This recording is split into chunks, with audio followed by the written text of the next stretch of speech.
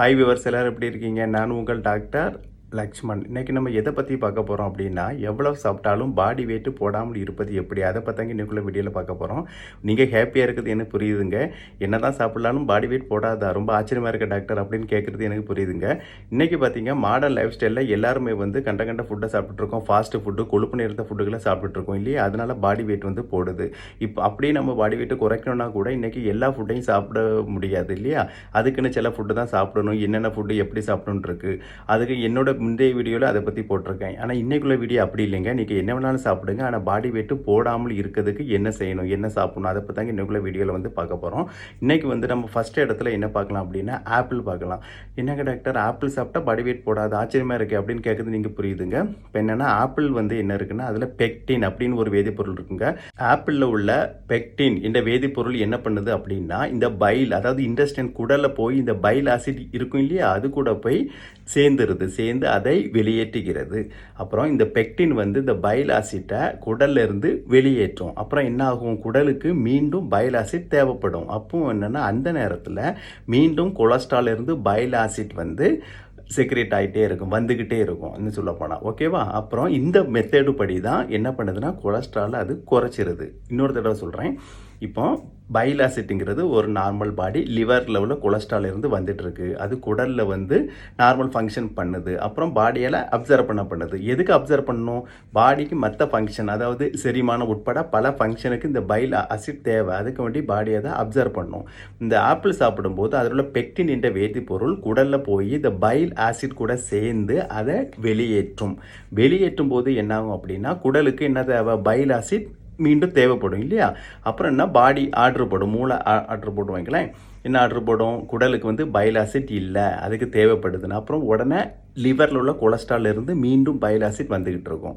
இப்படி ஒவ்வொரு தடவையும் என்னென்னா, ஆப்பிள் உள்ள பெக்டின் போய் அந்த பைல் ஆசிட்டை வெளியேற்றிட்டே இருக்கும்.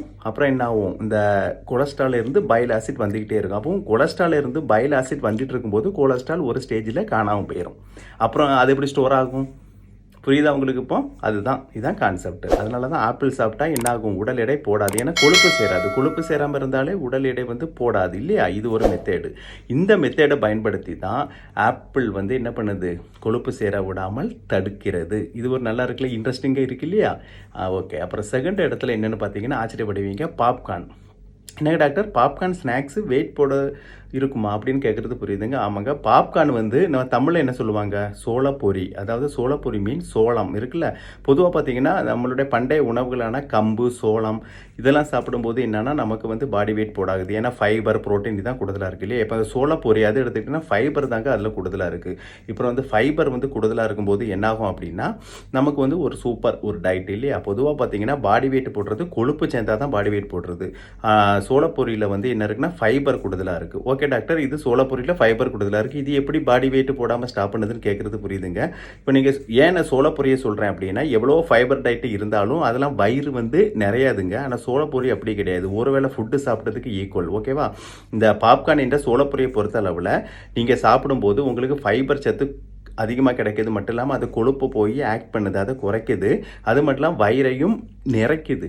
இவ்வளோ வேலை அது பார்க்குது. அதனால தான் நான் சோளப்பொரி சொல்கிறேன். அப்போ நீங்கள் சோளப்பொரி சாப்பிடும்போது, அதாவது பாப்கார்ன் சாப்பிடும்போது என்ன வயிறும் நிறையும், ஃபைபர் சத்து கிடைக்கும், அது கொழுப்பு போய் குறைக்கும், கொழுப்பை வந்து ஸ்டோரேஜ் பண்ண விடாது. இவ்வளோ ஃபங்க்ஷன் பார்க்குது. ஓகேவா? அப்புறம் நான் இப்போ சொன்ன ஆப்பிள் அண்டு சோளப்பொரின்ற பாப்கார்ன், இந்த ரெண்டையும் நீங்கள் பயன்படுத்தினீங்கன்னா உங்களுக்கு வந்து என்னன்னா, வயிறு நிறைஞ்ச கொஞ்சம் ஃபீலிங்கும் இருக்கும். ப்ளஸ் என்னென்னா, இது வந்து கொழுப்பையும் சேர விடாமல் பல வழிகளில் போய் ஸ்டாப் பண்ணணும், ஏற்கனவே உள்ள கொழுப்பையும் குறைக்கும். இவ்வளோ வேலையை பார்க்குது. ஓகேவா?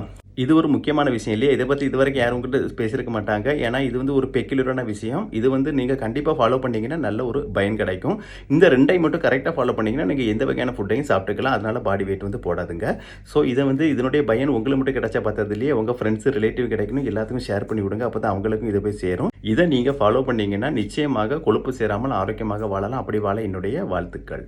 இதுவரைக்கும் என்னோட சேனலை சப்ஸ்கிரைப் பண்ணுங்க. மறக்காம உங்கள் ஃப்ரெண்ட்ஸ் அண்ட் ரிலேட்டிவ்க்கு ஷேர் பண்ணுங்க. ஏன்னா இது வந்து கொழுப்பு வந்து சேராமல் இருக்கும். எவ்வளோ சாப்பிட்டாலும் கொழுப்பு சேராமல் இருக்கும் அப்படிங்கிற கான்செப்ட் இல்லையே. இது முக்கியமான வீடியோ, ஸ்பெஷல் வீடியோ இல்லையே. அதனால மறக்காம எல்லாத்தையும் ஷேர் பண்ணுங்க. அவர்களும் பார்த்து பயன் அடைய வேண்டும். மீண்டும் அடுத்த வீடியோவில் சந்திப்போம். பாய்.